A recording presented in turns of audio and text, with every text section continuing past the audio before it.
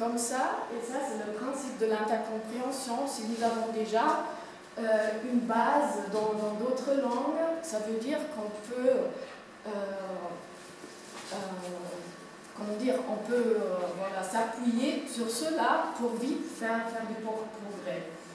Et au début, la définition de l'intercompréhension, c'est né dans le cadre occitan, que voilà, sous la pression de l'État français, il y avait un dialectologue qui a dit mais ce n'est pas nécessaire de recourir à la langue française, mais dans le domaine occitan, on peut se communiquer en occitan, même s'il y a des différences dialectales. Et donc, au début, c'était vraiment une chose voilà, liée à la compréhension, mais par extension, ça veut aussi dire communiquer en plusieurs langues qui appartiennent à la même famille linguistique. Et ça, c'est évidemment le cas du franco-provençal.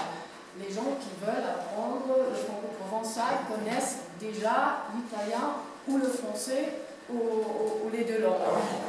Et peut-être ils ont fait déjà d'autres langues à l'école, ils connaissent l'anglais, et déjà l'anglais, ça a un lexique qui a aussi beaucoup d'emprunt aux langues romanes et au latin, et donc même l'anglais facilite l'apprentissage du franco-provençal.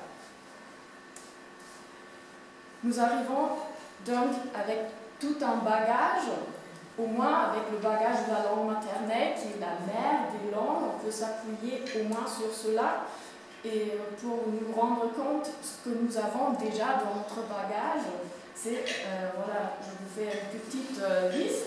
Nous avons déjà le savoir encyclopédique. Ça veut dire, nous connaissons déjà le monde réel, nous connaissons ce objet-là, ce sont les chaussures, nous avons appris la fonction des chaussures, les différentes formes des chaussures et tout ça. Et cette référence au monde réel est liée aux mots dans notre langue maternelle. Donc le travail qu'il faut faire pour arriver à la langue cible, c'est juste ajouter une autre forme linguistique parce que le contenu est déjà connu. Il ne faut pas réapprendre ce que sont les chaussures parce que je sais déjà. Donc ça c'est ça.